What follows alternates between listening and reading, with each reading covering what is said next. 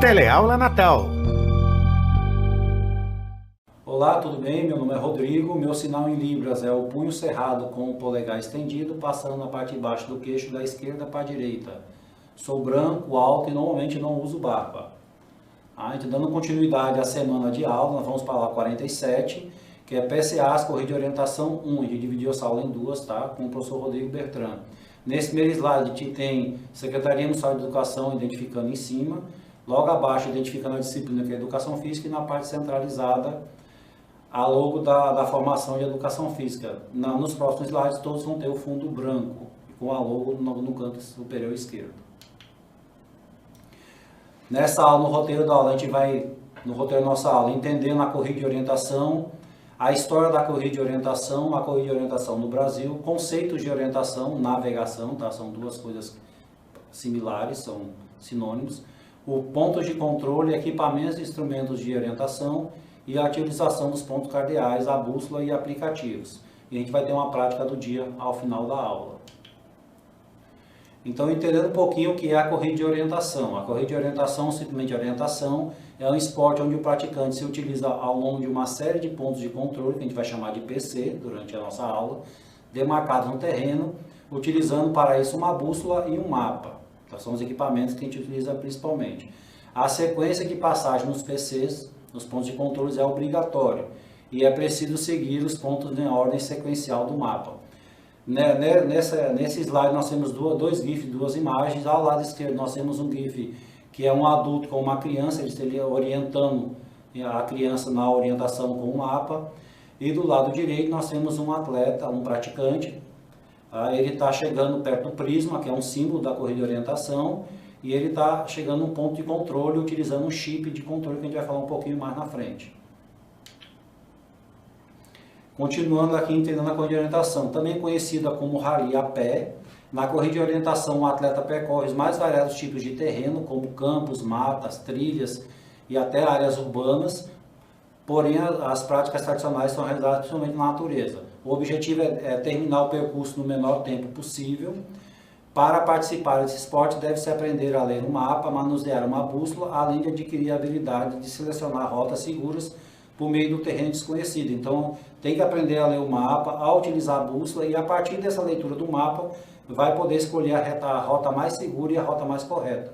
Nesse slide nós temos a imagem do prisma, que é um símbolo da corrida de orientação, tá? Que é uma pessoa correndo com um mapa na mão, e ele vai estar dividido na cor laranja e na cor branca.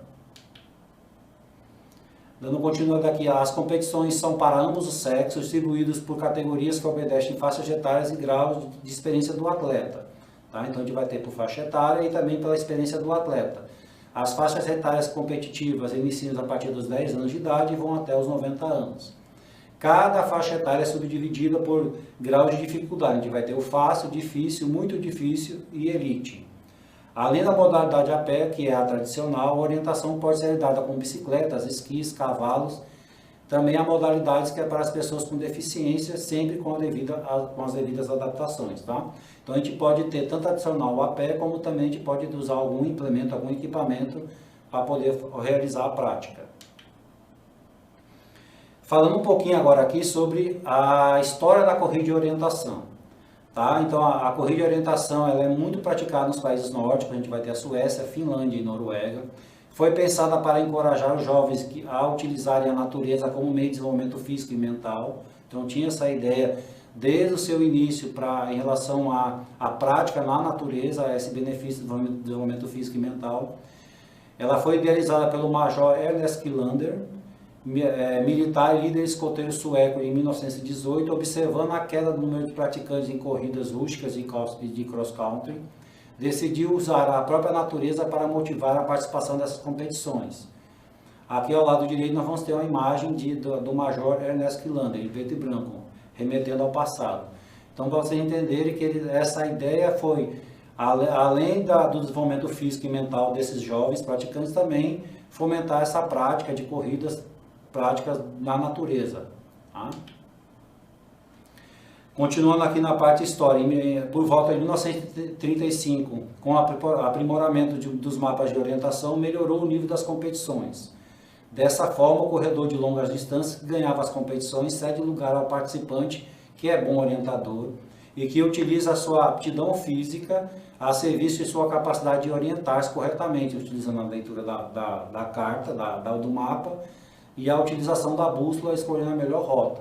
Então, era uma consequência que acontecia no início dessas provas. Como não se tinha uma dificuldade muito grande com uma orientação, então os grandes corredores eles ganhavam as provas. Percebendo isso, os organizadores começaram a trabalhar melhor a importância, a orientação, e a partir daí teve que ter um misto em relação à preparação física e também a capacidade de leitura dos mapas. Antigamente só predominava a preparação física. Nesse slide nós temos uma imagem em preto e branco mostrando atletas se orientando, eles são os praticantes correndo com o mapa na mão, remetendo à parte um pouquinho mais antiga dessa prática. A corrida de orientação no Brasil. Tá? No Brasil, a orientação iniciou-se na década de 1970 com a ida de 3 observadores ao 4º campeonato CISM. CISM é a abreviação em francês de Conselho Internacional de Desporto Militar, realizado na Dinamarca. Esses 3 observadores eles eram militares. Em 1971, o Brasil competiu no 5º campeonato do CISM, realizado na Noruega, obtendo o 9º lugar entre 11 concorrentes. A partir desse momento, o esporte começou a ser difundido entre militares. Já entre civis, o esporte iniciou-se aproximadamente nos anos 90 com campeonatos regionais. Então, a gente teve o início dessa prática junto aos militares, até para poder desenvolver a orientação por parte deles. E a partir dos anos 90, a gente tem a integração dos civis também. Tá? Nesse slide, nós temos uma imagem de uma atleta de orientação correndo, subindo um relevo, fazendo a corrida. A gente vai ter agora o conceito de orientação navegação, que é a capacidade de descobrir o caminho correto, o caminho certo, o mais rápido possível para um determinado objetivo, que é a meta, né, onde você quer chegar, utilizando para tal uma carta topográfica, que é o mapa, e uma bússola. Então a gente vai ter nessa parte da orientação, então você tem que saber ler o mapa, a carta topográfica, e também saber utilizar uma bússola para poder escolher o melhor caminho. Então aqui nesse slide nós temos duas imagens. À esquerda temos uma imagem de uma praticante realizando a leitura de um mapa. E na direita nós também temos uma imagem que agora é um grupo de participantes se orientando utilizando a leitura de um mapa, discutindo qual rota tomar. Falar um pouquinho sobre os pontos de controle. A gente falou um pouquinho como funciona a prova, a gente vai falar agora sobre os pontos de controle. Na corrida de orientação, utilizamos um mapa para encontrar os pontos de controle definidos. Passar por esses pontos é obrigatório, junto com o prisma, que é o que simboliza esse ponto de controle, também é um símbolo da prática de aventura, da corrida de aventura, terá um picotador ou um sistema de controle eletrônico. A gente vai ter uma ou outra opção ou as duas opções. Tá? Esses pontos de controle são locais durante a prova que você deve passar para mostrar que você conseguiu se orientar durante a prova. No slide nós temos duas imagens, nós temos um GIF na parte superior, a primeira imagem, que vai apresentar o ponto de controle. Então a gente tem aqui o ponto de controle, que é uma haste presa no chão, onde tem um prisma pendurado. A gente vai ter a parte tanto eletrônica à esquerda como um grampeador na parte da direita. Tá? E logo abaixo a gente vai ter um praticante, ele está agachado, utilizando o grampeador para poder marcar o gabarito, que a gente vai chamar, que é um papel onde ele deve fazer a marcação. Tá? Se a pessoa está utilizando a parte digital, o chip, ele não tem o gabarito, ele vai, encosta o objeto e ele faz a leitura. Tá certo? Então ele vai marcar para poder se orientar. Continuando sobre os pontos de controle. Então, no ponto de controle a gente vai ter o picotador, que ele funciona como um grampeador, só que ele fura o cartão de controle, deixando nele uma espécie de código. Então, na hora que você grampeia, ele vai ter cada um vai ter um furo, uma perfuração diferente. E para o controle eletrônico, utiliza um chip que é o SICAR. Então, ele vai chegar lá, esse chipzinho, você vai tocar no ponto de controle e ele vai fazer a leitura e dizer que o atleta passou por lá. E deve também seguir a sequência correta. Tá? Então nós vamos ter duas imagens. Lá à esquerda nós vamos ter a imagem do grampeador grampeando o gabarito. Então o praticante ele vem, e está fazendo o grampeando, marcando o gabarito, o papel com o símbolo com o código que ele precisa. E do lado direito nós temos uma imagem, um GIF, que o atleta está se aproximando e encostando esse chip para poder marcar o ponto de controle que ele passou.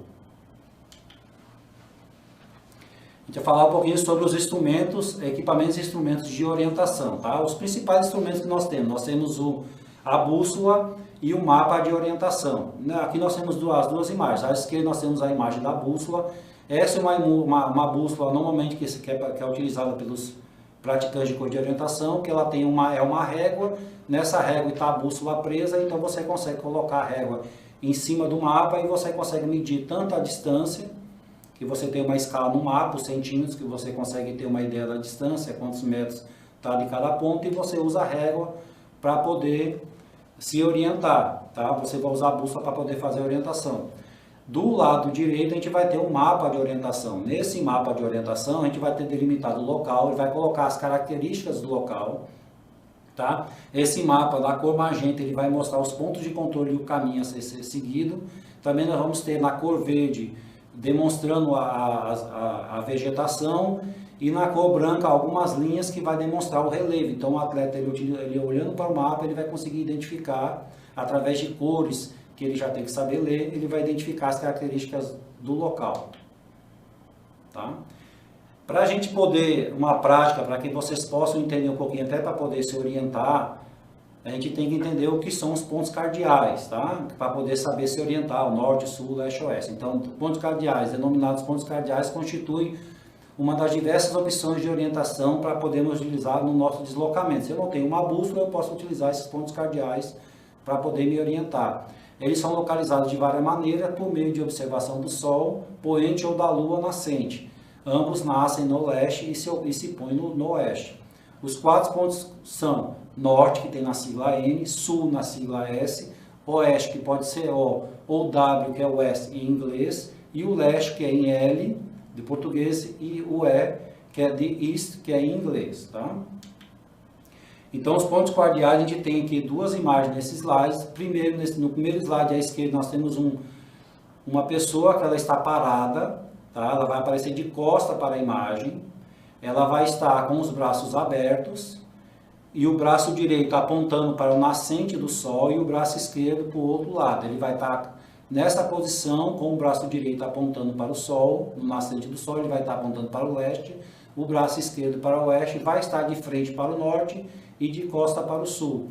Na outra imagem a gente tem os pontos cardeais representados, que é como se fosse uma estrela, na parte superior o norte, na parte inferior o sul, na parte direita o leste, na parte esquerda o oeste. Então agora a gente vai ter a prática do dia com o professor Rafael falando sobre os pontos cardeais, uma forma de você poder entender esses pontos. Olá, me chamo Rafael Mendes e sou professor de Educação Física da Rede Municipal de Natal. Atualmente trabalho na Escola Maria Madalena. Hoje, na prática do dia, iremos identificar os 4 pontos cardeais. A identificação dos pontos cardeais é uma etapa muito importante para a corrida de orientação, pois são pontos de referência utilizados para a orientação dos mapas e que valem para todos os lugares. Agora eu te pergunto, estando na sua casa ou na escola, você sabe onde o sol nasce e onde ele se põe? Esta pergunta é importante porque é acompanhando o movimento aparente do sol que descobrimos o lugar onde estamos. Os pontos cardeais foram definidos justamente a partir da observação do movimento aparente do sol. Em qualquer lugar da superfície da Terra, o sol sempre nasce do mesmo lado e se põe no lado oposto. No começo da manhã, o sol pode ser visto em um ponto na linha do horizonte. Este ponto é chamado de nascente. Por convenção, chamamos de leste o lado em que o sol nasce, abreviado com a letra L ou E, que significa leste em inglês. O lado oposto chamamos de oeste, abreviado com a letra O ou W, que significa oeste em inglês. Se você apontar a mão direita para o nascente, isto é, para o leste, à sua frente está o norte, às suas costas o sul e à esquerda o oeste. Para facilitar o trabalho de orientação, geralmente os mapas têm a direção norte na parte superior da folha de papel. Assim, o leste está sempre à direita, o oeste sempre à esquerda e a direção sul fica sempre abaixo. Agora, convido você a ir até a parte externa da sua casa e encontrar os pontos cardeais.